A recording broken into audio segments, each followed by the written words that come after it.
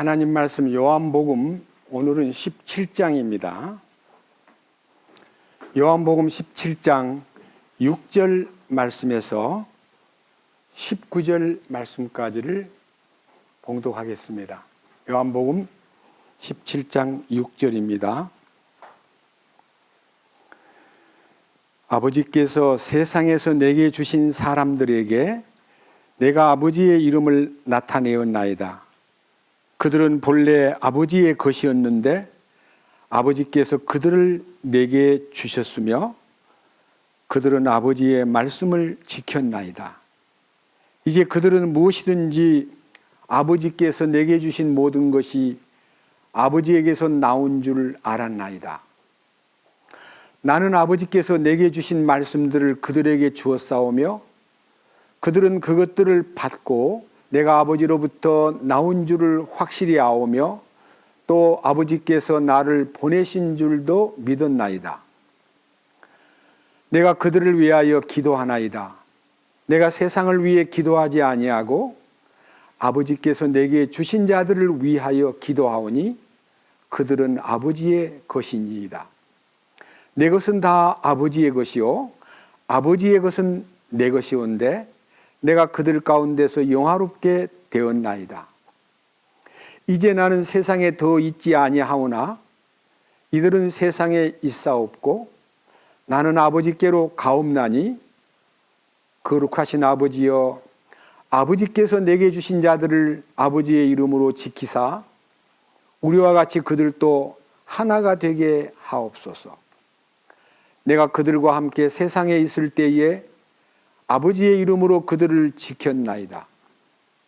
아버지께서 내게 주신 자들을 내가 지켰고 멸망의 아들 외에는 그것들 중에 하나도 잃어버리지 아니하였으니 이것은 성경 기록을 성취하려 함이니이다.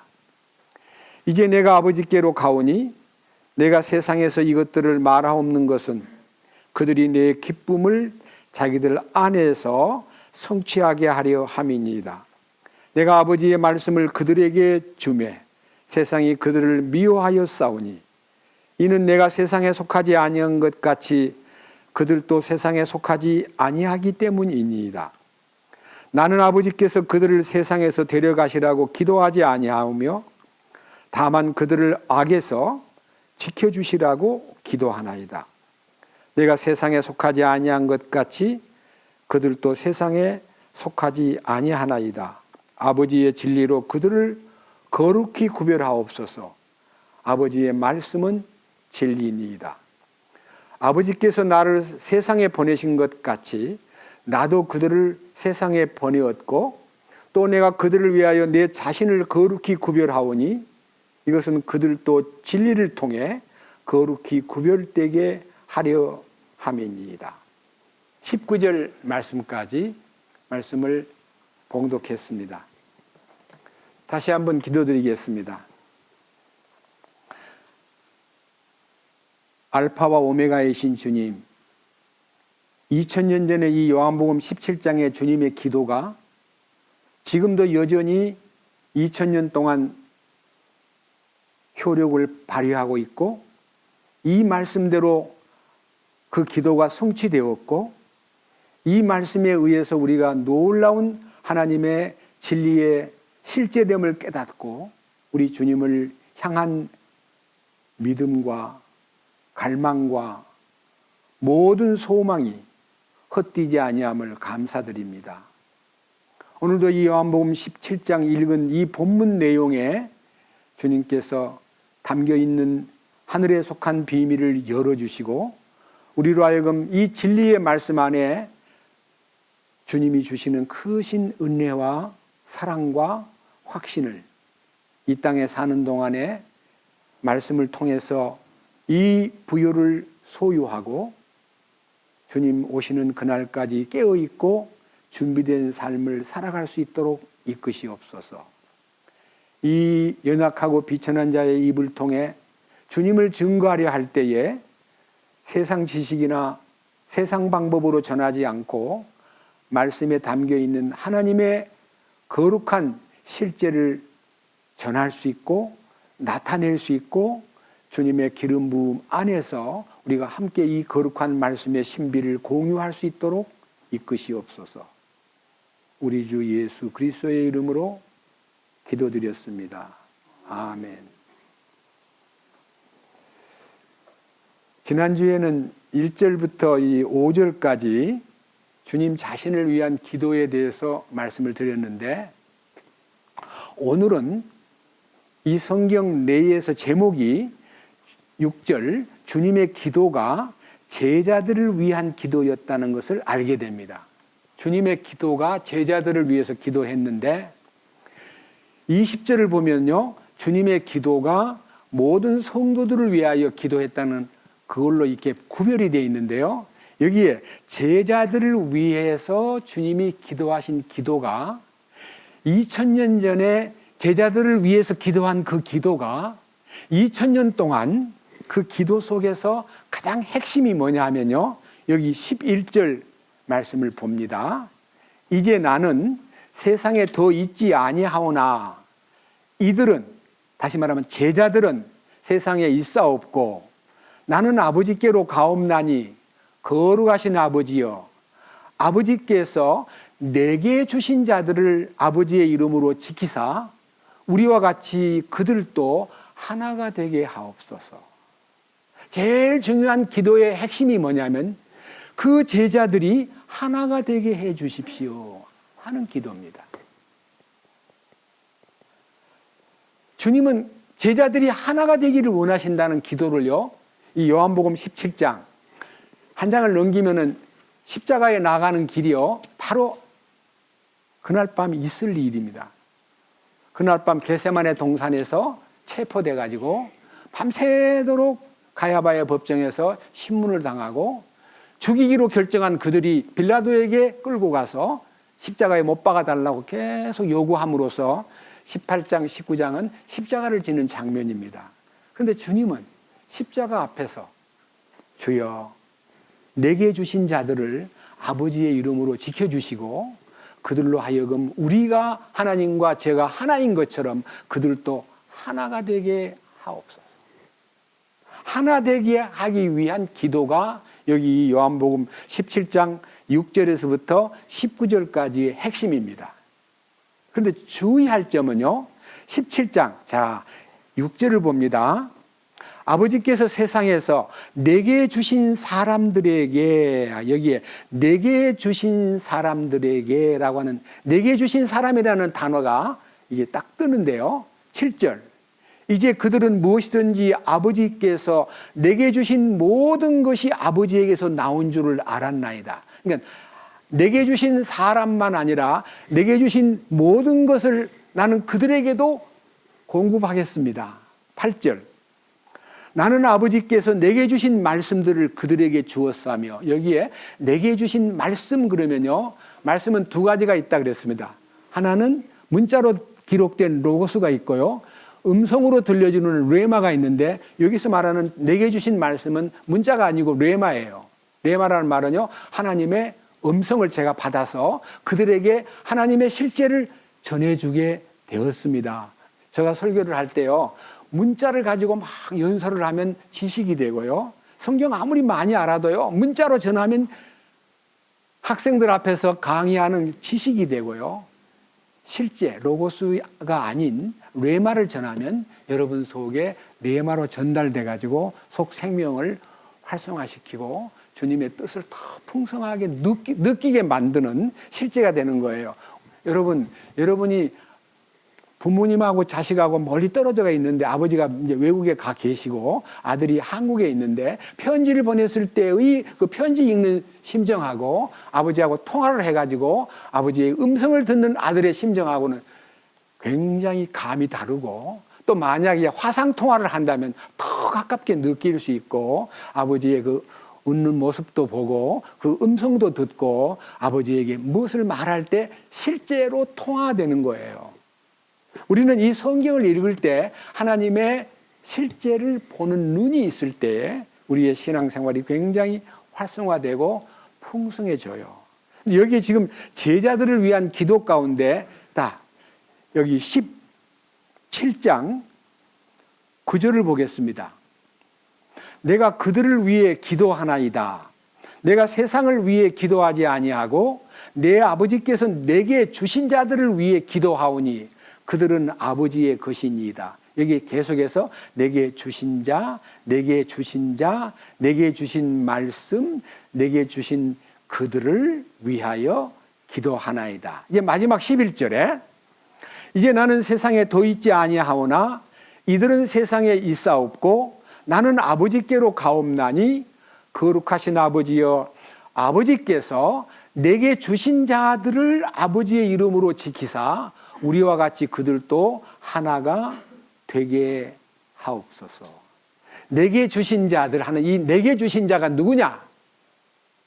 많은 사람들이 예수님을 따르고 있고 예수님의 말씀을 듣고 있지만요, 예수님이 특별히 12명을 뽑았습니다. 그들을 위한 기도입니다. 제자들이라는 것은요, 많은 제자가 있지만요, 주님이 12명의 제자를 뽑아가지고 그들에게 큰 사명을 부여했습니다. 그 사명이 무슨 사명일까요?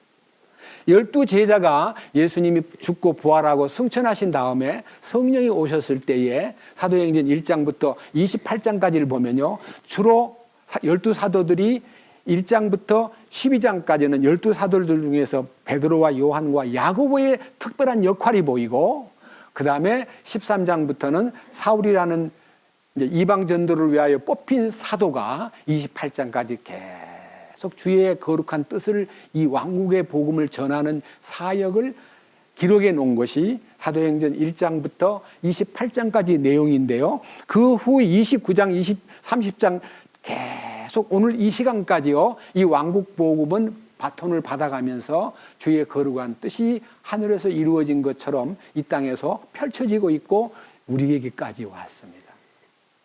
그런 의미에서 이 요한복음 17장에 있는 주님의 기도 가운데서 제자들을 위한 기도가 어떤 기도였나 하는 것을 한번 과정을 한번 더듬어 보겠습니다. 마태복음 10장을 보겠습니다. 1절입니다. 그분께서 자기의 12제자를 부르사 그들에게 부정한 영들을 대적하여 그들을 내쫓으며 온갖 종류의 질환과 온갖 종류의 질병을 고치는 권능을 주시니라. 이제 그 12사도의 이름은 이러하니라. 첫째, 베드로라는 시몬과 그의 형제 안드레와 세베대의 아들 야고보와 그의 형제 요한과 빌립과 바돌로메와 도마와 세리 마테와 알페오의 아들 야고보와 별명이 다도인 렙베오와 가나안 사람 시몬과 가룟 유다인데 그는 또한 그분을 배반하여 넘긴 자더라. 여기에 12명의 주님이 부른 제자들이 명단이 쭉 나오는데요, 첫째는 그들을 불러서 하나님의 거룩한 능력을 부어주었다, 이렇게 되어 있습니다. 그 다음 5절입니다. 예수님께서 이 12를 내보내시며 그들에게 명령하여 이르시되 너희는 이방인들의 길로도 들어가지 말고 사마리아 사람들의 어떤 도시로도 들어가지 말며 오직 이스라엘 집에 잃어버린 양들에게로 가라. 너희는 가면서 선포하여 이르되 하늘의 왕국이 가까이 왔느니라 하라. 병든 자를 고쳐주고 나병 환자를 정결하게 하며 죽은 자들을 살리고 마귀들을 내쫓되 너희가 거저받았으니 거저주라. 이렇게 해서 사명을 부여하면서 명령을 내립니다. 그래서 그들은요, 3년 반 동안 우리 주님이 그들에게 뽑아서 부름을 받고 내게 주신 자들을 통해서 이 12사도를 통해서 이 일을 이제 시작하려고 훈련을 시키는 기간입니다. 훈련. 그런데 훈련을 시키는 기간 동안에 일어난 일 중에서 대표적인 일을 몇 가지 이렇게 들춰보면요, 우리가 깜짝 놀랄 만큼 제자들이 자기들이 주님이 불러서 그 능력을 불어넣어주고 그리고 잃어버린 양들에게 하늘의 왕국의 통치권을 알리라고 하는 그 사명을 제대로 감당하면서 일을 한 게 아니라 많은 날 동안 자리싸움을 한 거예요. 자리싸움. 누가 높으냐? 누가 예수님에게 더 가깝냐? 우리 중에 누가 더 주님 보시기에 이쁜 사람이냐 하는 나름대로의 착각에 빠져가지고 경쟁자로 서로를 쳐다보면서 자기들의 위치가 나중에 주님이 큰 왕국을 건설하고 역사가 일어날 때 우리가 어떻게 내 자리가 무슨 장관 자리를 얻을까, 아니면 내가 주님 앞에 큰 직책을 얻을까 하고 장래에 일어날 일에 대해서 관심을 갖다 보니까 다투는 일이 많이 생겼습니다. 여기에 슬픈 얘기가 하나 기록되어 있기 때문에 이 정도로 이 사람들이 예수님에게 가깝게 느끼면서도 사명을 감당하려는 데 대한 노력보다는요, 자리 다툼을 하고 있었구나 하는 것을 생각하면 복음을 전하기 위해서 주님 앞에 뽑힌 저도 30년 동안 교회 안에서 나도 모르게 자리 다툼을 한 걸 기억합니다. 뭐가 된 것 같은 착각에, 내가 당신보다 낫다는 생각에 하나가 되는 것이 아니라 무언가 모르게 개별적으로 자기 길을 이렇게 개발하려고 하는 나쁜 행습이 있었다는 것을 시인합니다. 그래서 이 성경을 보면서 주님 주신 말씀대로 우리가 하나가 돼서 한 뜻을 받드는 게 아니라 자기 자신의 개별적인 출세와 영전과 권리 획득을 위해서 이렇게 몸부림을 치면서 참 부끄럽게 살았군요 하고 성경을 읽으면 읽을수록 이 주님의 말씀이 하나 되게 하기 위한 주님의 말씀이 너무 마치 시행착오라도 일어나는 것처럼 느끼는 그런 현장이 보였습니다. 성경을 보면요, 이런 부분에 대해서 자 이제 한번 보시겠습니다. 누가복음 22장으로 갑니다. 누가복음 22장 31절입니다. 또 주께서 이르시되 시몬아 시몬아 보라 사탄이 너희를 밀가부르듯 하려고 너희를 갖기 원하였으나 내가 너를 위하여 네 믿음이 쇠하지 않도록 기도하였은즉 너는 돌이킨 뒤에 내 형제들을 강하게 하라 하시니.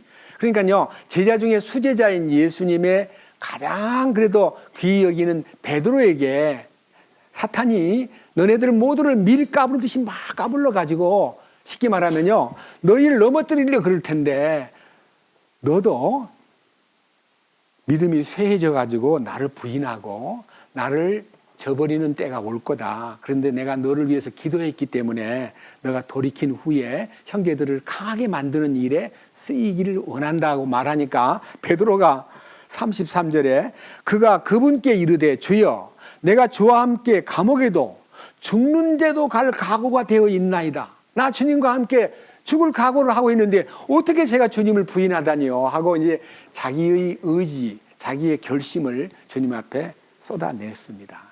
근데 주님께서 대답하시기를 베드로야 내가 네게 말하노니 이날 수탉이 울기 전에 네가 나를 안다는 것을 3번 부인하리라 하고 우리 주님을 부인하고 저주할 베드로의 일을 미리 알려주었건만 베드로는 그것을 받아들이지 않고 아닙니다.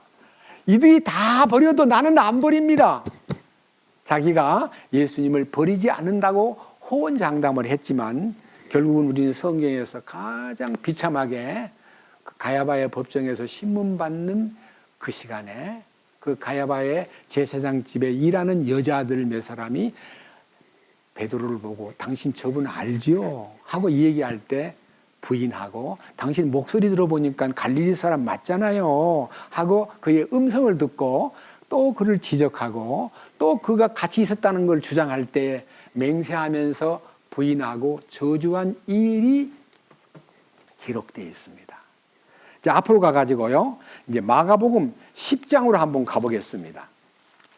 마가복음 10장 35절입니다.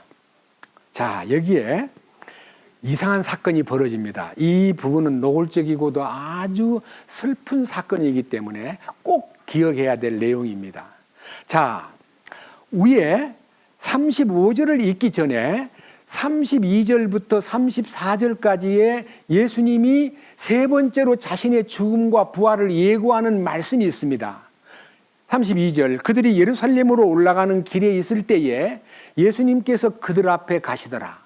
그들이 놀라고 따라가며 두려워하며 그분께서 다시 12를 데려다가 자신에게 닥칠 일을 그들에게 알려주기 시작하시며 이르시되 보라 우리가 예루살렘으로 올라가노니 사람의 아들이 수제사장들과 서기관들에게 넘겨지매 그들이 그를 정죄하고 죽게 하고 이방인들에게 넘겨주리라. 또 그들이 그를 조롱하고 그에게 채찍질하며 침을 뱉고 그를 죽일 것이요 셋째 날에 그가 다시 일어나리라 하시니라. 주님이 앞에 놓여 있는 말로 다 못할 십자가의 그 고난과 그 괴로움과 조롱당하고 그리고 결국은 죽게 만들고 십자가에 피 흘리게 만드는 사건이 일어나고 사흘 후에 부활할 것을 제자들에게 세 번째로 알려주시는 너 이거 잊지 말거라 하고 알려주신 그 순간 일어난 일입니다. 보세요. 35절. 세베대의 아들들인 야고보와 요한이 그분께 나와 이르되 선생님이여 우리가 무엇을 원하든지 선생님께서 우리를 위해 그것을 해주시기를 원하옵나이다 하매 그분께서 그들에게 이르시되 내가 너희를 위해 무엇을 해주기를 원하느냐 하시니. 자 이제 십자가의 죽음을 앞에 놓고 고난당할 얘기를 들려주었는데 그 얘기를 받고 다른 대답을 한 게 아니라 주님 소원이 있습니다. 우리 둘이가 주님에게 아뢰 소원이 있습니다. 들어주시면 고맙겠습니다 했더니 소원이 뭔지 말해봐라. 예, 주님이 직접 이 요한과 야고보에게 말씀하셨습니다. 자 들어보세요. 37절 그들이 그분께 이르되 선생님의 영광 가운데서 우리가 하나는 선생님의 오른편에 다른 하나는 선생님의 왼편에 앉는 것을 우리에게 허락하옵소서 하거늘. 예수님 돌아가신다는 이 슬픈 얘기나 십자가 사건에 대한 말씀은 염두에 두지도 않고 주님이 영광을 얻어서 왕이 되실 때에 우리 두 사람을 양쪽에 우리 한국식으로 말하면 우의정 좌의정이 되게 해주세요 하는 대단한 자리를 탐내는 얘기를 예수님에게 간청을 했습니다. 잘한 일입니까? 못한 일입니까? 너무 슬픈 일이에요. 그런데 여기에 제자들의 반응을 한번 보십시오. 38절 예수님께서 그들에게 이르시되 너희가 구하는 것을 너희가 알지 못하는도다. 내가 마시는 잔을 너희가 마실 수 있느냐?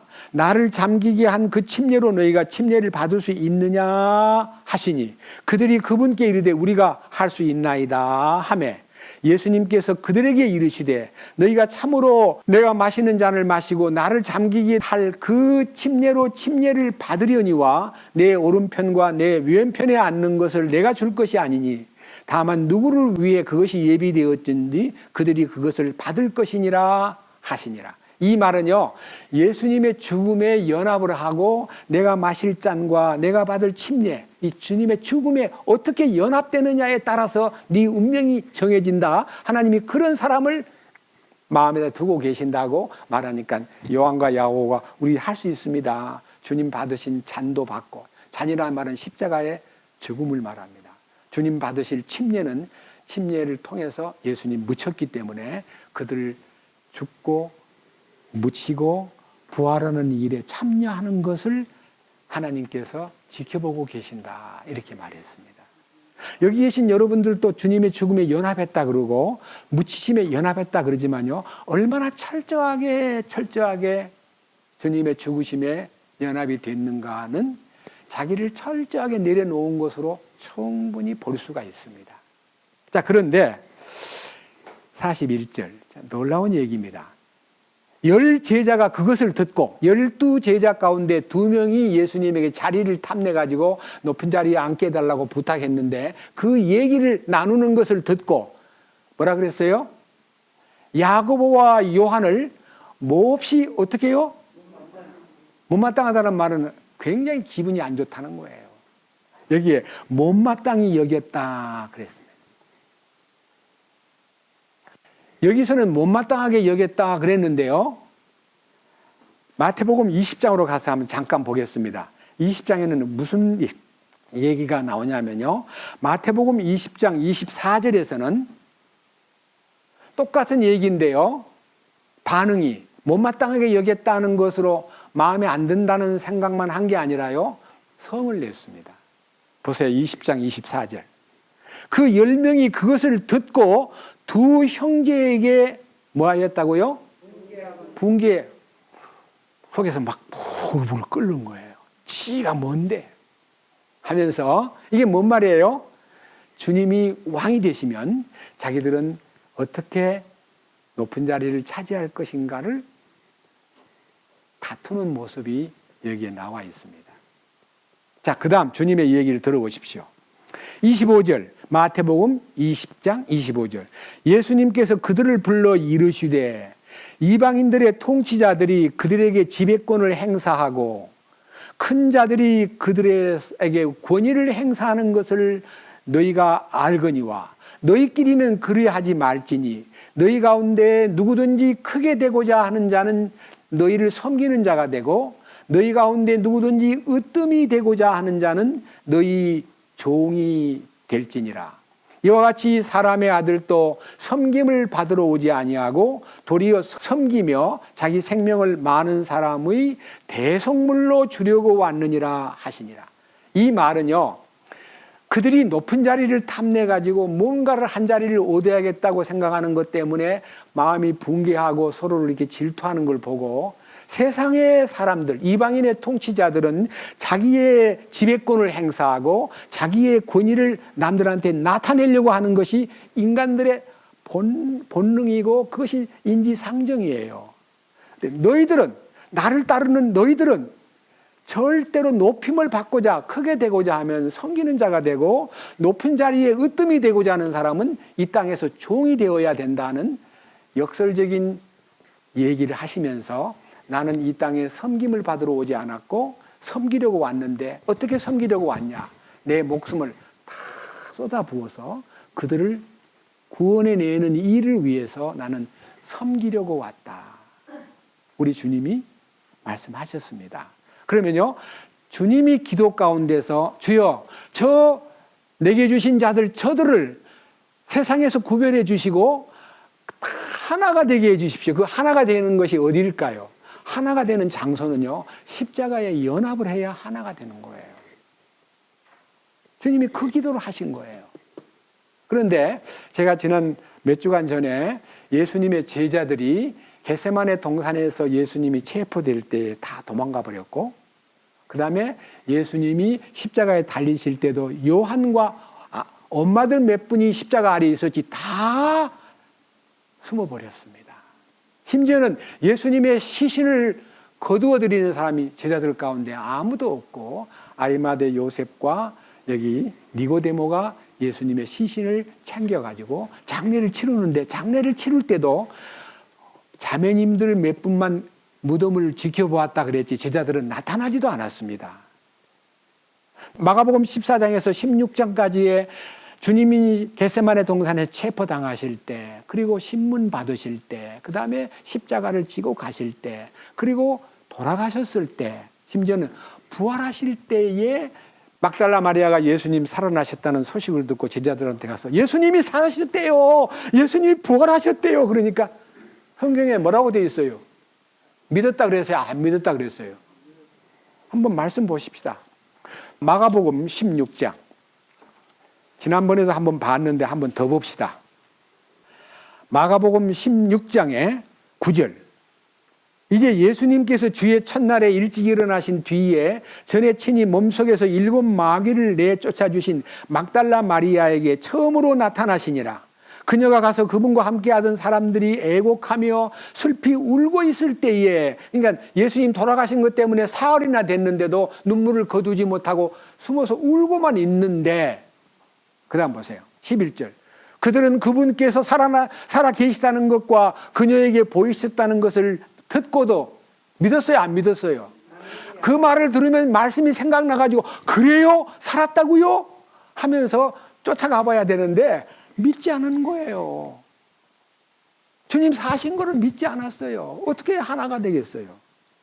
그 다음 보십시오. 12절. 그 뒤에 그들 중에 2 사람이 걸어서 시골에 갈 때에 그분께서 다른 모습으로 그들에게 나타나시니라. 그들이 가서 남은 사람들에게 그것을 고하되 주님 만난 얘기를 말해 주었을 때 그들 역시 뭐 했다고요?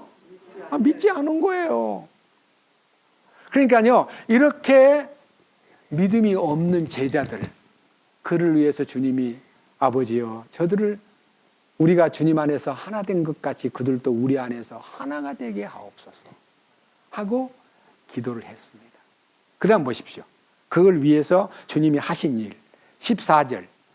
그 뒤에 11제자가 음식 앞에 앉았을 때, 그러니까요, 가룟 유다는 이제 나가서 자기 길을 가버렸고 11제자가 음식을 먹고 있을 때에 예수님께서 그들에게 나타나사 그들이 믿지 아니하는 것과 마음이 강팍한 것을 꾸짖으시니 이는 그분께서 일어나신 뒤에 그분을 본 자들의 말을 그들이 믿지 아니하였기 때문이더라.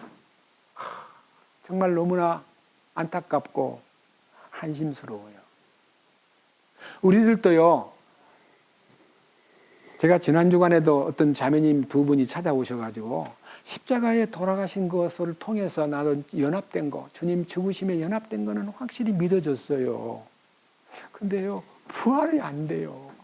부활을 저는 머릿속에는 다 믿는 것 같은데 제 속에 부활의 능력이 없어요 하는 안타까운 문제를 갖고 오셔가지고 한 서너 시간 동안 얘기했는데요, 마음이 다 해결되었어요. 여러분, 부활은 노력해가지고 깨닫는 거 아니에요. 부활은 노력해가지고 쟁취하는 것도 아니에요. 이 성경 속에 예수님이 나타나셔가지고 내가 부활했는데도 너희가 그걸 못 믿고 있느냐? 나야. 내 손 못자국을 봐. 내 옆구리의 창자국을 봐. 이렇게 해서 비로소 그의 손 못자국과 창자국을 보고 믿었는데요, 도마라는 친구는 거기에 참석을 안 했기 때문에 우리가 예수님 만났다 그러니까 나는 그의 손 못자국과 그의 옆구리의 창자국을 보지 않고는 못 믿어 하고 아주 강하게 불신을 나타냈을 때 여드레 후에 나타나셔가지고 도마야, 내 손에 못자국을 보아라. 내 옆구리에 창자국을 보아라. 그 순간 도마가 나의 하나님이시며 나의 주인이십니다 라고 고백함으로 네가 나를 본 거로 믿느냐? 보지 못하고 믿는 자가 더 복이 있다고 말씀하셨습니다. 저는요, 오늘 이렇게 예수님 따라다니면서 예수님 돌아가실 때까지도 배신하고 불신하고 부활한 것까지도 말해주어도 부활을 목격한 사람들의 증거를 말해주어도 못 믿던 그들에게 어떻게 하나 되게 하는 역사가 이루어졌는가, 주님의 기도가 어떻게 이루어졌는가를 이 과정을 통해서 한번 여러분과 저가 함께 체험해 볼 필요를 느낍니다. 이것이 이제 놀라운 성령의 역사입니다. 사도행전 1장으로 갑니다. 사도행전 1장.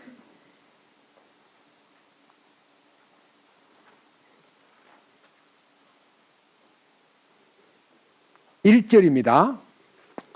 오 데오빌로여, 예수님께서 행하시고 가르치기 시작하신 모든 일에 관하여 내가 작성한 이전 보고서는 그분께서 친히 택하신 사도들에게 성령님을 통해 명령들을 주신 뒤에 들려 올라가신 날까지의 일을 기록한 것이라. 이 1장 1절서부터 2절까지는요, 누가가 데오빌로라는 높은 지위에 있는 어떤 각하라고 불리울 수 있는 한 높은 왕자리에 있는 분을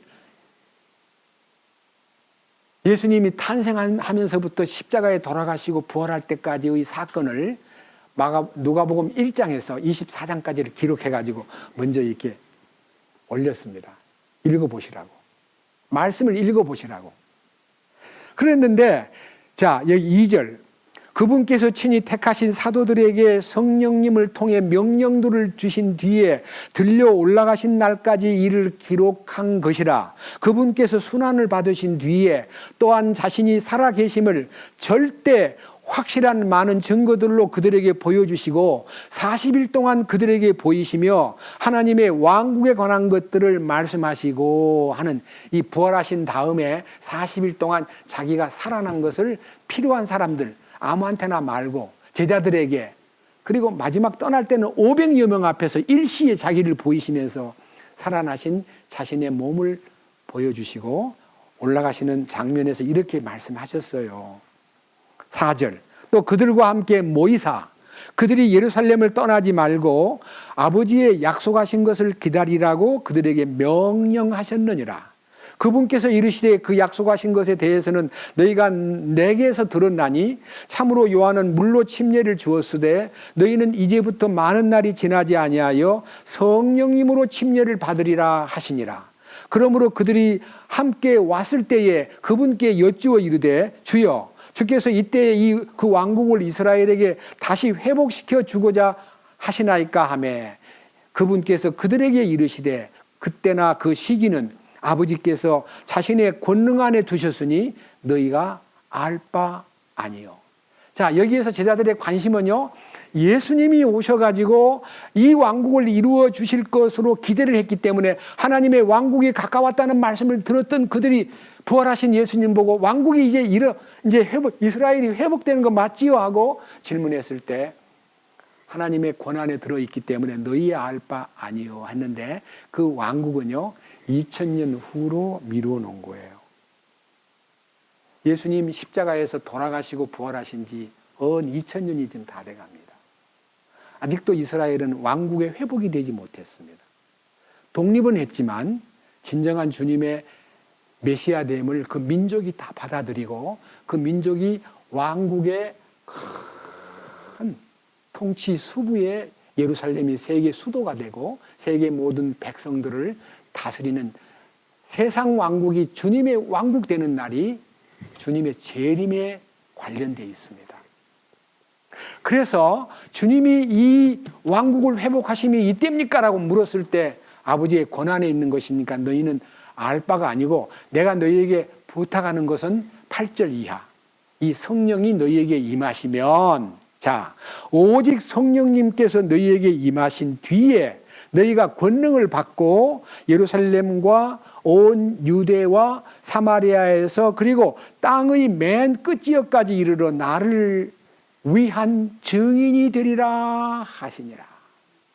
이 나를 위한 증인 된다는 것은요 예수님의 죽음의 이유와 예수님의 부활의 이유와 예수님의 승천의 이유와 예수님이 성령을 보내주신 그 이유가 뭐냐면요 이 세상 만민들을 다 구원받게 하기 위한 하나님의 계획이 제자들에게 맡겨졌기 때문에 너희가 권능을 받으면 그때부터 너희가 회복이 되고 하나가 돼서 이 복음을 위해서 땅끝까지 복음을 전하는 일에 쓰임을 받으리라 그랬습니다. 여러분 2000년 전에 살다가 세상을 떠나버린 제자들이 땅끝까지 무슨 복음을 전한다는 겁니까? 죽었는데. 그렇습니다. 그러나 그들이 남긴 성경 기록, 베드로가 쓴 베드로 전서 후서, 바울이 쓴 로마서부터 히브리서까지의 기록과 다른 여러 제자들이 쓴 마태는 마태복음으로, 마가는 마가복음으로, 누가는 누가복음으로, 요한은 요한복음으로 그리고 성경에 기록된 그 모든 증거가요 지금도 살아서 그들이 비록 세상을 떠났지만은 그 기록들은 오늘날 우리에게 단순하게 문자로 전달되는 게 아니라 살아계신 하나님의 거룩한 레마로 제게 여러분에게 그리고 다른 죄인들에게 나타나서 그 역사가 지금도 진행 중이라는 것을 알 때에 우리가 성경을 읽다가 눈물을 흘리고 야 어떻게 이런 말씀이 살아있는 말씀이 이렇게 기록되어 있구나라고 그 간절한 그 제자들의 심정이요 이 성경 말씀 속에 녹아 있기 때문에 그것이 하나의 옛날 얘기로 소설로 통하는 게 아니라 실제로 우리 주님이 우리를 그 안에서 말씀 안에서 붙잡히게 만들고 말씀을 통해서 은혜 받게 만들고 말씀을 통해서 세임을 얻게 만들고 말씀을 통해서 이기는 자가 되는 거예요. 제자들은 떠나버렸지만 그 제자들의 혼이 하나님의 성령으로 감동해서 쓰게 만든 그 혼이 베이고 그리고 십자가를 통해서 나타난 능력이 우리에게 지금도 전달되고 있기 때문에 요한복음 17장 6절부터 19절까지 제자들을 위한 기도 중에 하나가 되게 해 주십시오 했던 그 하나가 사도행전에서 성령이 딱 임했을 때 그들이 하나됨이 탁 드러나는 거예요. 사도행전 2장 갑니다. 자, 사도행전 2장 1절 오순절날이 이미 이름에 오순절날이 충만히 임하였을 때에 그들이 다 한 마음이 되어 한 곳에 있더라. 벌써 이제 마음이 하나가 된 거예요. 오순절날이 닥치니까 그들의 마음이 하나가 되고 한 장소에 모여 있었는데 갑자기 하늘로부터 급하고 강한 바람 소리 같은 소리가 나고, 여기서 말하는 바람 소리라는 이 바람도 요한복음 3장 8절에 있는 바람하고 똑같은 성령을 얘기하는 겁니다. 성령의 바람이 불어와서 소리가 들리고 그들이 앉아있던 온 집안이 그것이 가득하며 성령의 역사가 가득하여 불의 혀같이 갈라진 것들이 그들에게 나타나 그들 각 사람 위에 앉더라. 불의 혀가 나타난 게 아니고 불의 혀 같은 하는 말은요, 불의 혀 같은 불길이 머리 위에 나타났다는 말은요, 성령이 나타났다는 뜻인데, 여러분들 불길 같은 성령은요, 엘리야의 제단에 불이 임했고 솔로몬의 일천 제단에 불이 임했고 예수님의 십자가의 희생에 불이 임한 것이 바로 하나님의 응답을 가리키는 거예요. 하나님의 응답이 뭐예요? 성령이 오신 거예요. 그래서 우리는 찬송가에도 성령이 오셨네, 성령이 오셨네, 이 기쁜 소식을 온 세상 전하세, 성령이 오셨네 하는데, 이 성령이 오셔가지고, 자, 4절. 그들이 다 성령님으로 충만하여 성령님께서 그들에게 말하게 하시는 대로 다른 언어들로 말하기 시작하더라. 많은 사람들이 방언을 해야 성령 받은 증거니까 방언을 못하는 사람은 성령 못 받은 사람이라고 해석을 해가지고 방언을 부르짖는 교회가 엄청 많습니다. 솔직히 말씀드려서 방언은, 물론 그 당시에 방언이 맞습니다. 왜 방언이 필요했냐면요, 그 예루살렘의 오순절 명절을 지키기 위해서 모인 수많은 군중들, 처음 설교에 3,000명이 구원받고 두 번째 설교에 5,000명이 구원받으면요, 외국 쏜 사람들이 8,000명이 넘는 사람이 모였다는 거예요. 여기 나라 이름을 대라 하면 9절부터입니다. 바데 사람, 메데 사람, 엘람 사람, 메소포타미아 사람, 갑바도기아, 본도, 아시아와 부르기아와 밤빌리아와 이집트와 구레네 부근의 리비아와 여기에 많은 11절에 그레데 사람과 아라비아 사람까지 15개 나라에서요 온 사람들이 이렇게 말합니다. 이렇게 말해요. 7절. 그들이 모두 놀라고 이상히 여기며 서로 말하되, 보라, 말하는 이 사람은 분명히 갈릴리 사람들이 아니냐. 그런데 어떻게 우리가 태어난 곳의 언어로 말씀을 듣게 되느냐. 동시통역이 돼버린 거예요. 베드로는 분명히 히브리 말로 말하고 있는데 듣는 사람은 자기 나라 말로 듣는 거예요. 그러니까 성령께서 동시통역을 15개 나라 동시통역을 개인에게 들려줌으로써 우리가 난 곳의 언어로 알아듣는 게 이게 어떤 이적이냐, 도대체 이게 무슨 일이냐라고 놀라워하는 거예요. 여기서 뭐가 하나가 됐습니까? 언어가 하나가 된 거예요. 바벨탑을 쌓을 때는 언어를 흩어가지고 다 일을 끝내게 만들고 더 이상 일을 못하게 만들었습니다. 바벨탑을 쌓을 때는 언어가 하나였습니다. 하나였는데, 예를 들면 우리나라 말로 언어를 이제 썼다 그럽시다. 어이, 물 올려! 어이, 그 벽돌 올려! 그러면 이제 말이 통하니까 벽돌도 올리고 이제 물도 올리는데요. 높이 올라갈수록 위에서 갑자기요, 벽돌 올려! 물 올려가 생전 듣지도 보지도 못한 소리가, 뭐, 만약 이제 물 그러면, 우어라! 하니, 뭐라 그러는 거야? 아까까지는 물 올려 그랬는데 워러 그러니까 그게 물이라는 단어가 영어로 이제 예를 드는 거예요. 안 통하니까 공사가 중단돼 버렸어요. 언어가 흩어져 가지고 인간의 도모가 깨져 버리고 바벨탑을 쌓다가 말아버렸는데, 이 실패한 인간들 속에 성령이 오셔 가지고 언어가 통합이 돼 버린 거예요. 이게 놀라운 기적이에요. 예? 하나 되게 하시는 첫 번째 작업이 언어를 통합시킨 거예요.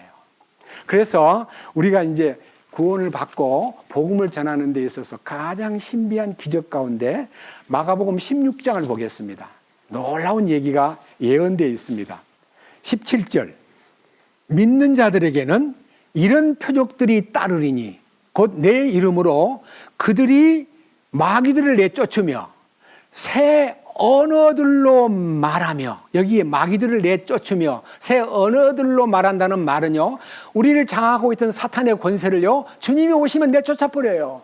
마귀가 우리 속에 굴을 삼고 우리를 지배하고 우리를 유혹하고 우리를 지옥의 길로 이끄는 주인 노릇을 했는데, 성령이 오시면 이 속에 있던 어둠의 세력인 마귀가 쫓겨나갑니다. 7 마귀가 나갔던 막달라 마리아는 하나의 샘플이고요, 우리들도 7 마귀 못지않은 우글우글 마귀가 꽉 차 있었는데, 이 마귀가 종류가 많아요.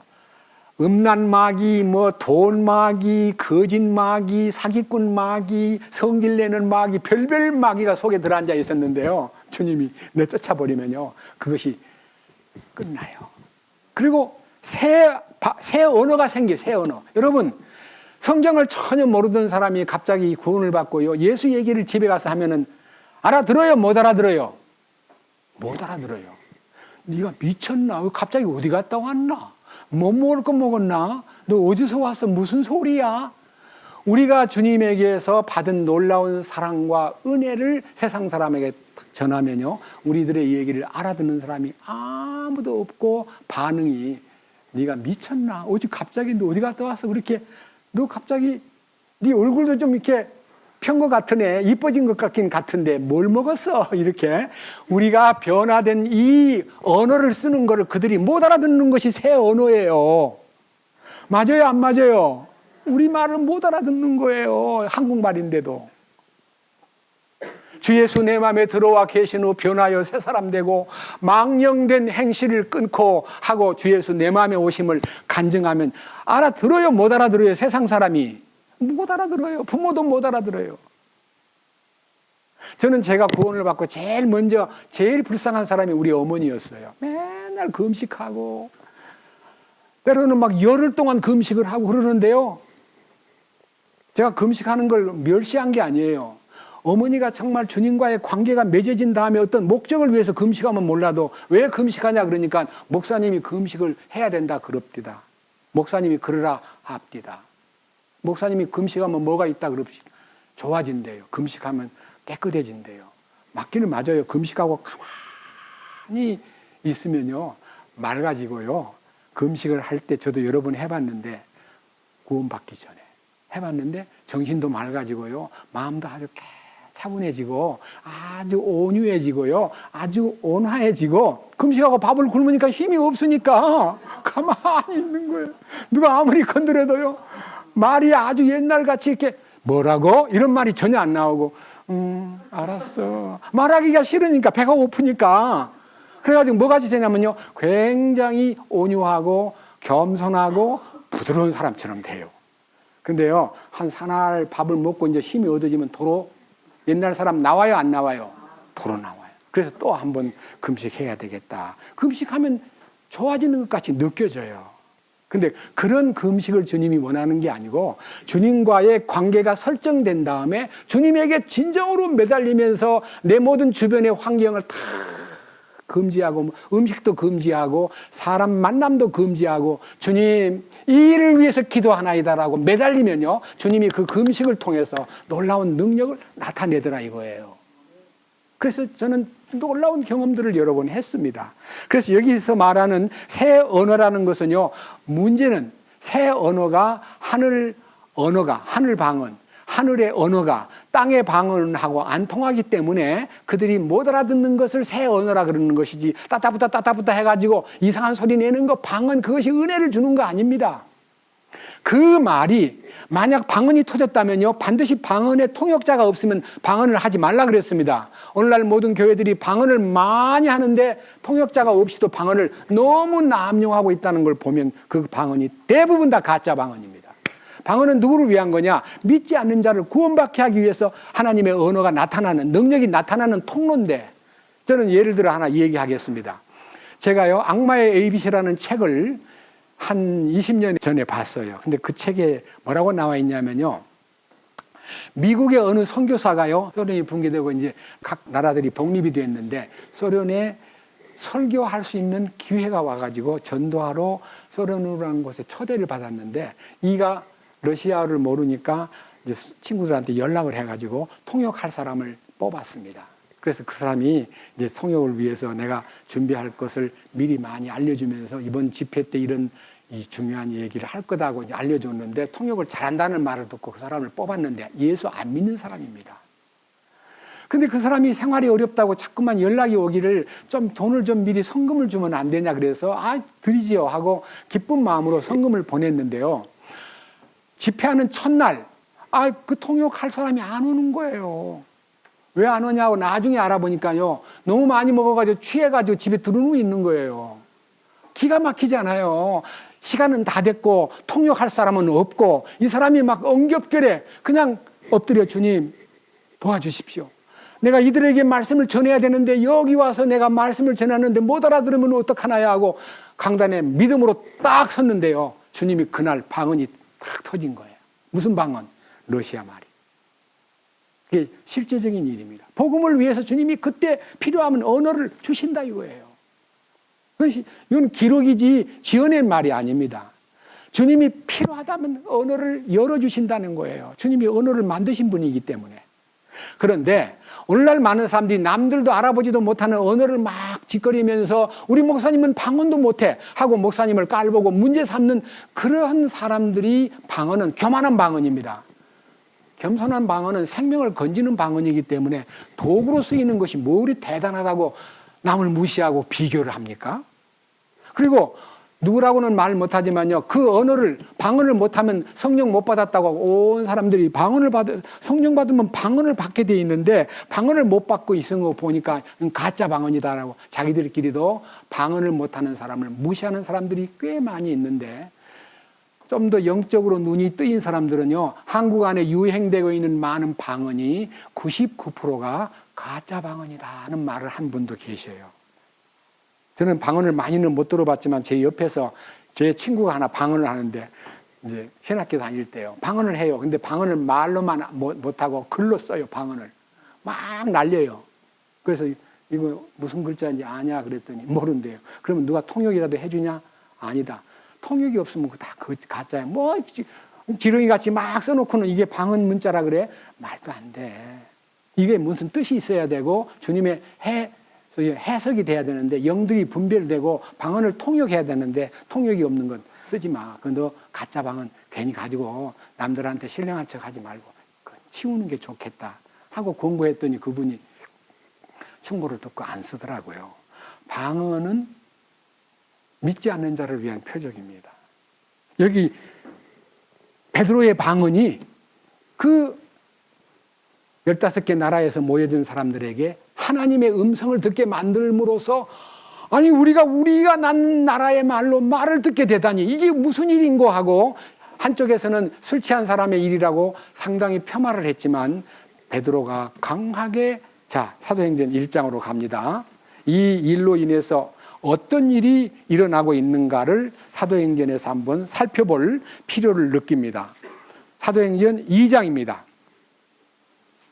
11절부터 읽겠습니다. 그레데 사람과 아라비아 사람이라 그들이 우리 언어들로 하나님의 놀라운 일들을 말함을 우리가 듣는도다. 우리들의 언어로 우리 귀에 들려오는도다. 그들이 모두 놀라 의심하며 서로 이르되 이것이 무엇을 뜻하는가 하더라. 다른 이들은 조롱하여 이르되 이 사람들이 새 포도즙으로 충만하다 하더라.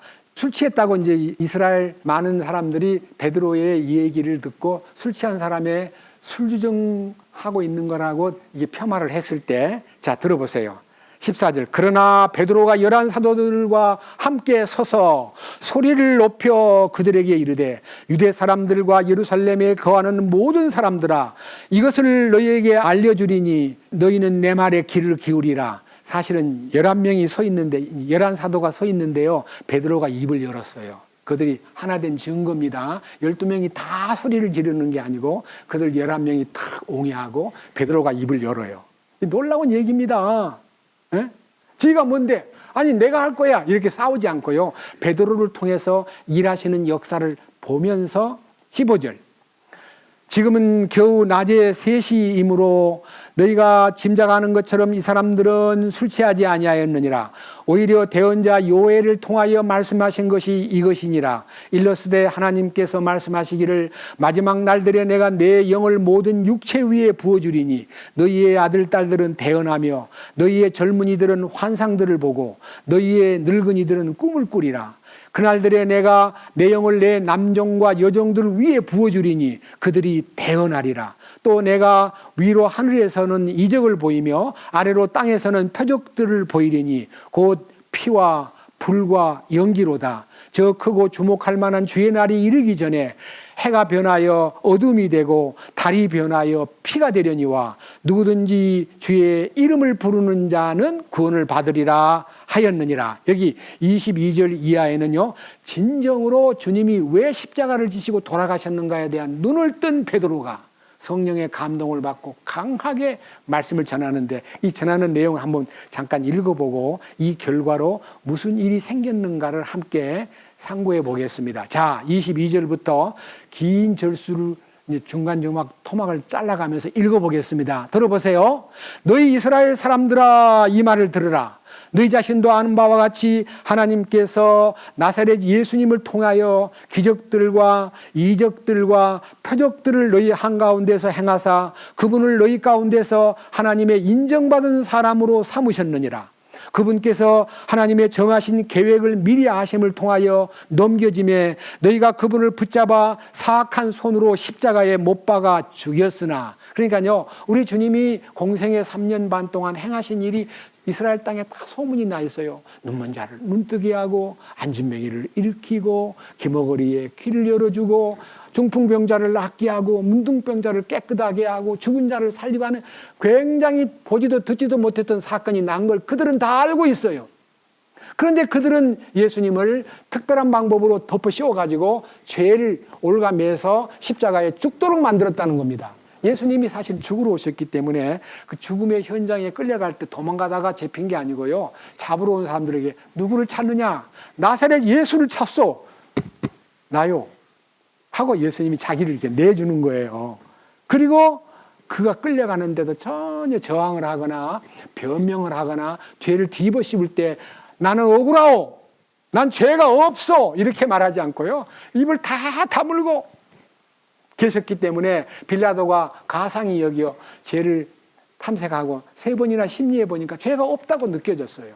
죄도 없는 사람을 어떻게 이끌고 왔을까? 아, 그래, 명절을 당하면 죄수 하나를 놓아주는 전례가 있는데 강도 바라바라는 아주 악질적인 강도하고 예수님하고 세워놓으면 틀림없이 이 강도는 세상에 소문난 죄인이기 때문에 이 강도를 죽이고 예수님은 놓아주리라고 생각을 하고 둘 중에 누구를 죽이랴 그랬더니 강도 바라바는 놓아주고 예수를 죽이세요. 그게 뭐예요?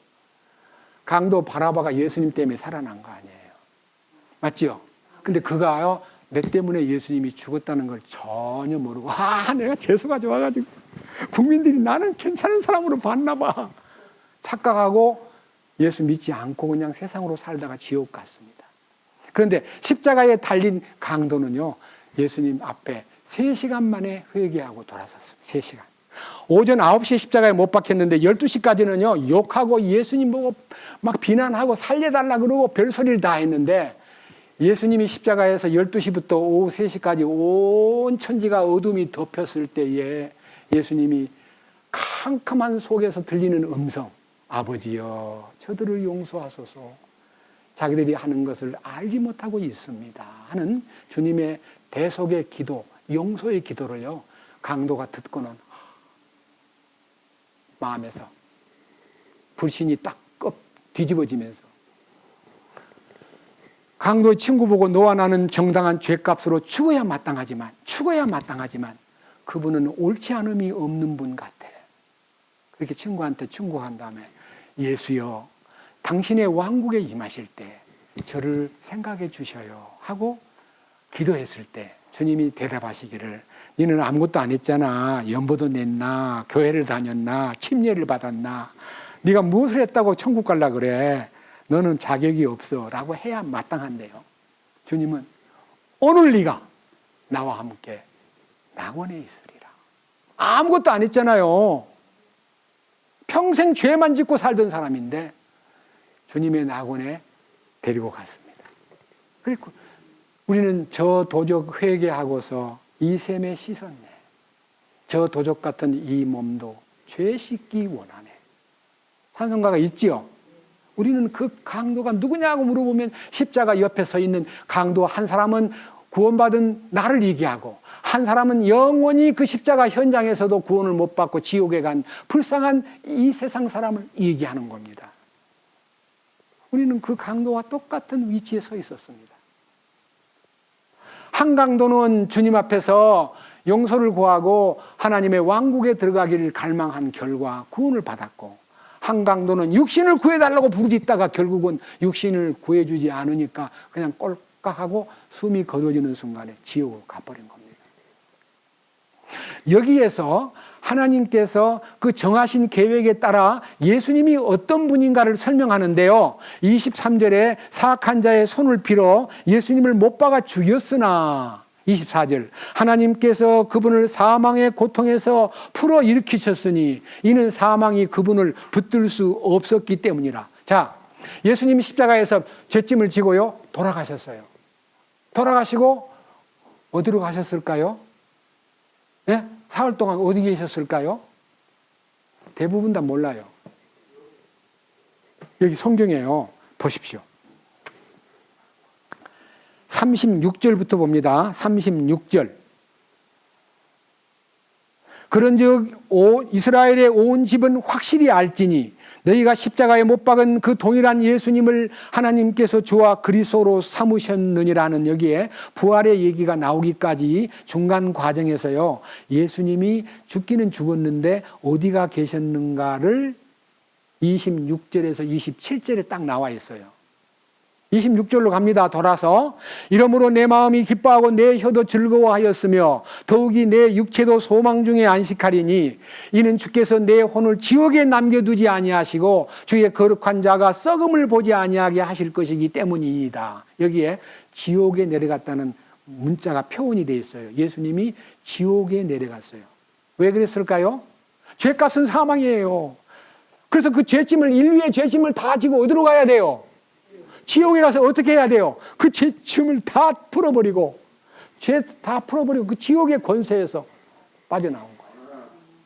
그런데 사도신경 안에는요, 우리나라에는 지옥 갔다는 얘기가 없는데 본문에 보면 지옥에 내려갔다가 올라오셨다 그래가지고 사도행전 읽지 마라, 예수님이 지옥 갔다는 거짓말을 하는 그런 읽지 마라라고 하는 교회가 꽤 많습니다. 밑에 보십시오. 31절. 이것을 미리 보았으므로 그리스도의 부활에 대하여 말하기를 그의 혼이 지옥에 남겨지지 아니하였고 그의 육체도 썩음을 보지 아니하였느니라 하였느니라. 이 예수님을 하나님께서 일으키셨으며 우리는 다 그 일의 증인이로다. 여기서 예수님이 지옥에 계속 남지 않고 지옥을 떠났어요. 우리가 가야 될 지옥을 그는 맛보시고 고통을 당하셨어요. 그러니까 우리를 지옥 안 가게 만드신 증거예요. 아시겠어요? 얼마나 고마운 일이에요.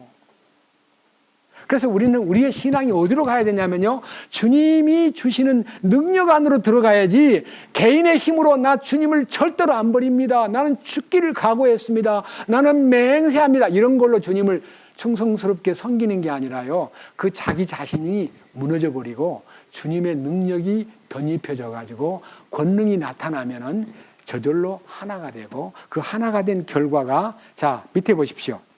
자 38절. 이에 베드로가 그들에게 이르되 회개하고 너희 각 사람이 예수 그리스도의 이름으로 침례를 받아 죄들의 사면을 얻으라. 그리하면 너희가 성령님을 선물로 받으리니 이 약속은 너희와 너희 자손과 멀리 떨어져 있는 모든 사람 곧 주 우리 하나님께서 부르실 모든 사람을 향한 것이니라 하고 많은 다른 말씀들로 증언하며 권면하여 이르되 이 패역한 세대로부터 너희 자신을 구원하라 하니 그때 그의 말을 기쁘게 받아들인 자들이 침례를 받음에 바로 그날에 3,000혼 가량이 그들에게 더해지니라. 3,000명이 구원을 받습니다.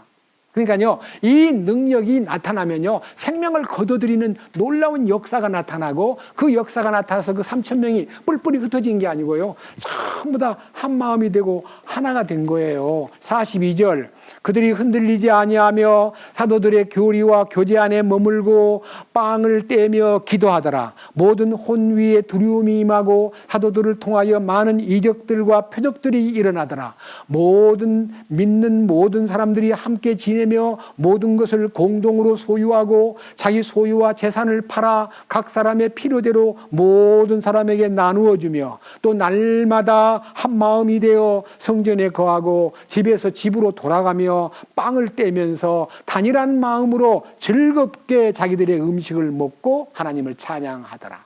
여러분, 사도들이 주님 안에서 하나가 되니까요, 구원받은 성도들도 저절로 하나가 돼요. 이게 이제 주님이 하나됨 안에 머물라고 하신 가장 궁극적인 목표예요. 요한복음 17장 다시 보겠습니다. 중요한 내용입니다. 요한복음 17장. 다음 주에 이 말씀을 강조하겠지만요, 이제 여기에서 20절에서부터 23절까지를 읽으면요, 제자들이 하나가 된 것만 아니라 주님의 기도를 통해서 20절, 내가 이 사람들만 위하여 기도하지 아니하고 그들의 말로, 제자들의 말로 인하여 나를 믿을 자들을 위해서 기도합니다. 이것은 그들이 다 하나가 되게 하려 함이니이다. 아버지여, 아버지가 내 안에서 내가 아버지 안에 있는 것 같이 그들도 우리 안에서 하나가 되게 하사 아버지께서 나를 보내신 것을 세상이 믿게 하옵소서. 아버지께서 내게 주신 영광을 내가 그들에게 주었사오니 이것은 우리가 하나인 것 같이 그들도 하나가 되게 하려 함이니이다. 내가 그들 안에 있고 아버지께서 내 안에 계시나니 이것은 그들이 하나 안에서 완전해지게 하려 함이니이다. 여러분, 하나가 돼야 완전해지는 거예요. 우리가 여기 지금 각각 있지만요, 성령 안에서 우리는 전부 다 몸된 교회 안에서 하나가 되는 거예요. 여기에서는 이견이 없어요. 하나가 된 몸 안에는 두 개의 의견이 없다 이거예요. 속에서 내가 예수님 모를 때는요, 두 개의 자아가 성령의 인도를 받는 내적인 자아와 껍데기의 혼의 자아 때문에 갈까 말까 할까 안 할까 뭐 줄까 말까 이렇게 말할까 그만둘까 별별 속에서 로마서 10장에 있는 두 개가 싸움을 하고 있었는데요, 이 자아가 죽고 나면 하나뿐이에요. 성령 안에서 하나로 딱 세워지면요, 의견이 딴 게 있을 수가 없어요. 비뚤어진 생각을 할 수가 없어요. 노라고 말하기를 부끄러워해요. 오직 예만 있는 거예요. 주님 안에서 예밖에 없는 생활이 참으로 성령 충만한 생활이고 하나된 생활이에요. 베드로하고요, 이제 바울하고는 굉장히, 베드로는 선배고요, 바울은 후배예요. 그런데 어느 날 둘이 만났는데 베드로가 위선을 떠는 거예요. 잘못하고 있는 걸 보는 순간에 바울이 성령의 심정으로 지적을 해 주었을 때 그 사도 바울의 충고를 뜨겁게 받아들이는 바울을 볼 때 바울이 옛날 바울이 아니라 겸손해진 바울이라고 느껴질 수밖에 없는 사건이 갈라디아서에 있어요. 아시겠어요? 이제 성경 갈라디아서 하나 보겠습니다. 갈라디아서에 베드로가 바울하고 어떻게 부딪히는가 하고 여기에 이제 나와 있는데요, 그 얘기를 한번 들어보겠습니다. 자, 갈라디아서 2장 1절.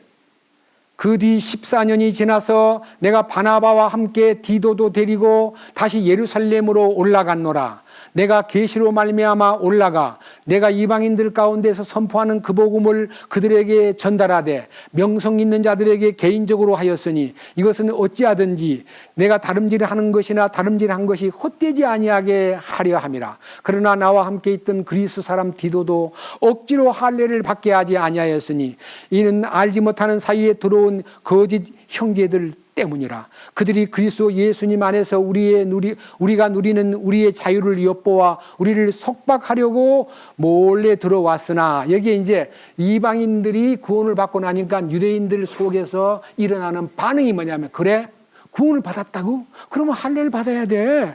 할례는 하나님과의 언약이야 하고 할례를 받도록 이방인들에게 요청하는 일로 인해서 의견 충돌이 생겼을 때 바울이 성령의 인도를 따라서 아니다.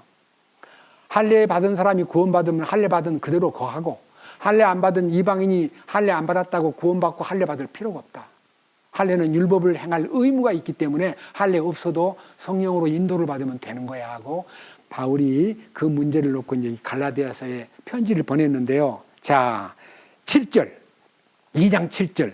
오히려 반대로 베드로가 할례자를 위한 복음을 맡은 것 같이 내가 무할례자를 위한 복음을 맡은 것을 그들이 보았나니 베드로 안에서 효력 있게 일하사 할례자를 위한 사도직을 주신 바로 그분께서 내 안에서 강력하게 일하사 이방인들을 향하게 하셨느니라.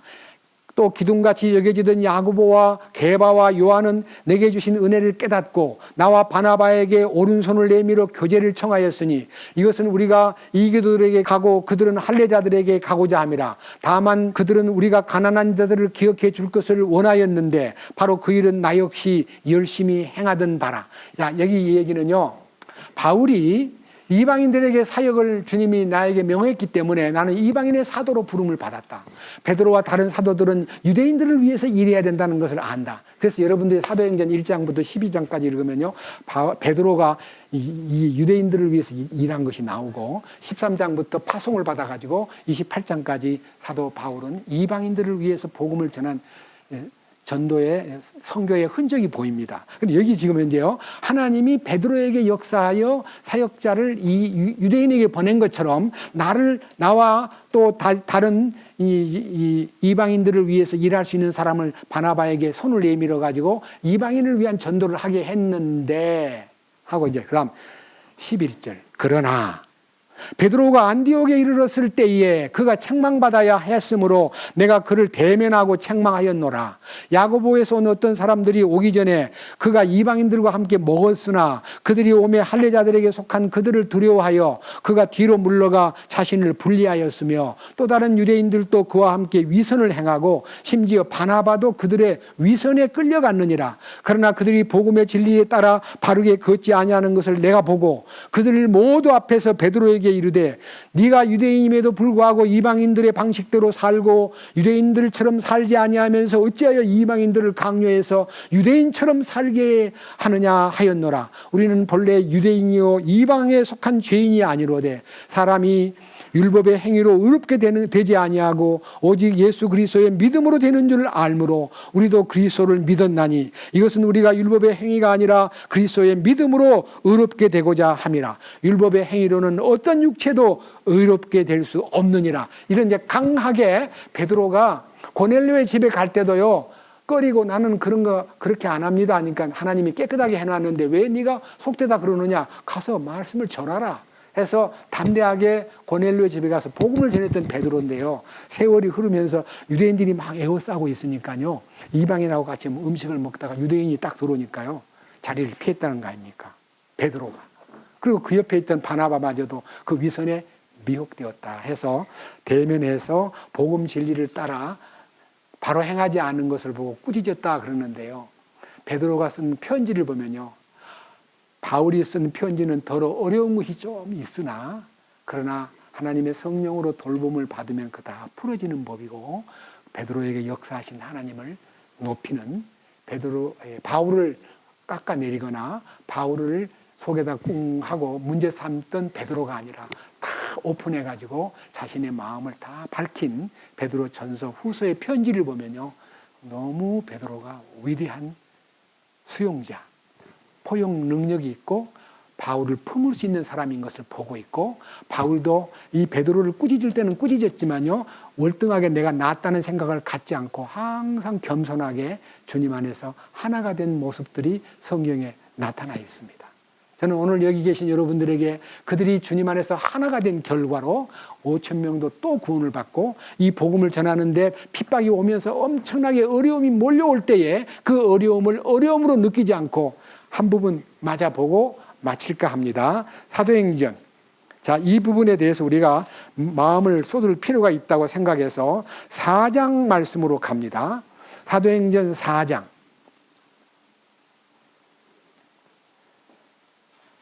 1절에 제목이 베드로와 요한이 체포가 되어 공회 앞에 섬이라고 나와 있습니다. 3장 사건은 어떤 사건이냐면요, 나면서 안진뱅이가 된 미문 앞에서 동정을 구하고 있을 때 은과 금은 내게 없거니와 내게 있는 것으로 내게 주노니 나사렛 예수 그리스도의 이름으로 걸으라고 이렇게 세웠습니다. 나면서부터 안진뱅이를 이렇게 세우는 순간에 이분이 너무 좋아가지고 막 성전 안에 뛰어가서 막 뛰고 막 춤추면서 노래를 부르고 하는 걸 보고 이 소문이 예루살렘에 퍼지는 순간에 제자들의 소위 말하는 활동으로 주님의 능력이 나타난 것을 보고 비상대책회의를 연 거예요. 4장 1절. 그들이 백성에게 말하고 있을 때에 제사장들과 성전의 대장과 사두개인들이 그들에게 이르러서는 그들이 백성을 가르친 것과 또 예수님을 통하여 죽은 자들로부터의 부활을 선포하는 것을 인하여 근심하여 그들에게 손을 대었으나 이제 날이 저물었으므로 그들을 다음 날까지 가두었더라. 예수님을 전하는 베드로와 그 다음에 요한을 감옥에다 가두어 버렸어요. 자, 4절. 그럼에도 불구하고 그 말씀을 들은 사람들 중에 많은 이가 믿었고 남자의 수가 5천쯤 되더라. 그러니까요, 이렇게 어려움을 당하면서도요, 감옥에 들어가기 전에 설교를 듣고 5천 명이 또 돌아서는 거예요. 이게요, 성령이 하나 되기 하심 속에 나타나는 결과라는 거예요. 자, 그런데 6절. 대제사장 안나스와 가야바와 요한과 알렉산더와 대제사장의 친족들이 다 예루살렘에 함께 모여 여기 이제 얘기합니다. 야, 큰일 났어. 자, 베드로가 저렇게 그냥 떠드는데 이거 막아야 돼. 아, 이거 어떻게 하면 좋아? 하고 이제 이 일에 대해서 문제를 막 이제 제시했을 때요, 베드로가 대답을 합니다. 자, 7절. 그들을 한가운데 세우고 묻되 너희가 무슨 권능이나 어떤 이름으로 이 일을 행하였느냐 하니 그때 베드로가 성령님으로 충만하여 그들에게 이르되 너희 백성들과 치리자들과 이스라엘의 장로들아, 만일 그 허약한 사람에게 행한 선한 행위에 관하여 그가 어떻게 온전하게 되느냐 하는 일로 우리가 이날 신문을 받는다면 너희 모두와 이스라엘은 온 백성은 이것을 알라. 너희가 십자가에 못 박았고 하나님께서 죽은 자들로부터 살리신 나사렛 예수 그리스도의 이름으로 말미암아 곧 그분으로 말미암아 이 사람이 온전히 너희 앞에 서 있느니라고. 예수님이 그를 낫게 했다고 막 소리를 치니까요, 자기들이 대책회의를 열다 말고 잠깐 서 있어 하고 자기들끼리 가가지고 큰일 났네, 어떻게 하면 좋지, 저 어떻게 하면 좋아 하고 이제 베드로에게 내보내주기는 보내주는데 입을 열어서 예수의 부활을 더 이상 얘기하지 말아라 하고 경고하고 내보내요. 밑에 보십시오. 자, 15절. 저들이 그를 공회 밖으로 나가 있으라고 명령하고 자기들끼리 의논하여 이르되 우리가 이 사람들을 어떻게 할까? 그들로 말미암아 참으로 주목할 만한 기적이 이루어진 사실이 예루살렘에 거하는 모든 자들에게 드러났으므로 우리도 그것을 부인할 수 없도다. 다만 그 일이 백성 가운데 더 널리 퍼지지 않도록 우리가 그들을 엄히 위협하여 그들이 이제부터는 이 이름으로 아무에게도 말하지 못하게 하자 하고 그들을 불러 이르되 예수님의 이름으로 결코 말하지도 말고 가르치지도 말라고 명령하니라. 그러니까요, 베드로를 감옥에서 끌어내가지고 신문하다 말고 예수님 이름으로 그런 얘기 하지 마. 알았어? 그러면 석방해 줄게. 이렇게 하니까요, 베드로가 이렇게 말합니다. 19절.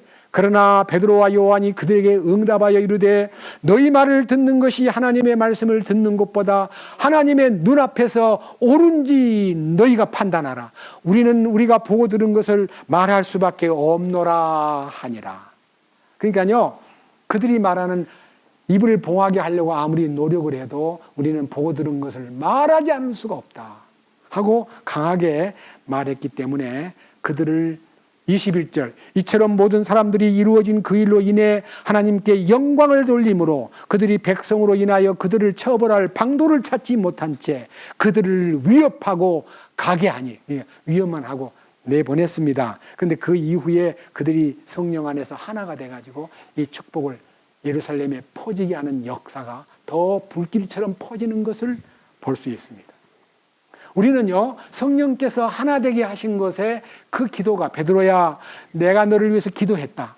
네가 밀 까부르듯 너를 까불러서 너를 넘어지게 하고 쓰러지게 만들었지만 너가 회복됨으로써 너는 형제들을 강하게 해야 된다.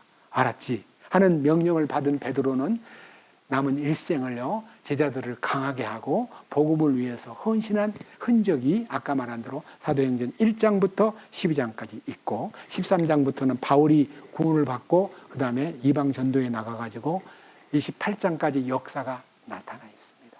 그리고 28장은 끝난 것 같지만 29장 계속 지금 오늘 우리의 시간까지 사도행전 역사, 사도행전이라는 말은요, 성령이 사도들을 통해서 행하신 전기를 말한 거고, 지금도 사도들이 기록한 성경을 가지고 온 세상 사람들에게 이 복음을, 저 같은 미천한 자에게도 이 복음을 맡겨서 주님을 알리는, 주님의 능력을 전하는, 주님의 놀라운 왕국의 실제를 알게 해주는, 십자가에 연합하도록 이끌어주는 이런 일들을 하도록 돌보고 계심을 감사드리고, 여러분들은 용기를 내서 주님 안에서 하나됨 안에만 거한다면 능력이 거기서 폭발하는 것을 잊지 마시기를 간절히 주님의 이름으로 부탁드립니다.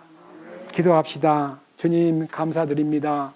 오늘 주신 말씀을 통해서 제자들이 허술하게 세상을 보냈고 예수님 따라다니면서 계급투쟁하고 서로가 자리다툼도 하고 그리고 비겁하고 주님 돌아가실 때에 장례식도 참석지 못했던 그 못난 제자들이 주님이 주신 성령의 변화를 받아서 하나가 되었을 때 나타난 능력을 보면 너무나 놀랍습니다. 우리 모두가 다 주님 안에서 하나됨 안에서 완전해지게 하시고 주님의 뜻을 이 땅에 펼치는데 우리의 남은 일생을 온갖 혼과 영과 우리의 모든 몸을 다 바쳐 영광 돌리는 삶을 살아낼 수 있도록 이끌어 주시옵소서. 우리 주 예수 그리스도의 이름으로 기도드렸습니다. 아멘.